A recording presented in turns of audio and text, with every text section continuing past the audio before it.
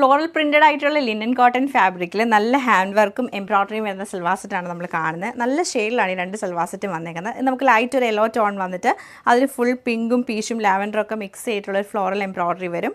Bottom നമുക്ക് cotton ബോട്ടവും chiffon dupatta embroidery ആയിട്ടുള്ള chiffon ദുപ്പട്ടയാണ് പെയർ ചെയ്തേക്കുന്നത്. പിന്നെ നമുക്ക് നല്ലൊരു ഓഫ് വൈറ്റ് ടോണിലും സെയിം പാറ്റേൺ തന്നെ വരുന്നുണ്ട്. ദുപ്പട്ട ഇതിലും വരുമ്പോഴത്തേക്ക് നമുക്ക് എംബ്രോയ്ഡറി ആയിട്ടുള്ള ഷിഫോൺ ദുപ്പട്ടയാണ്.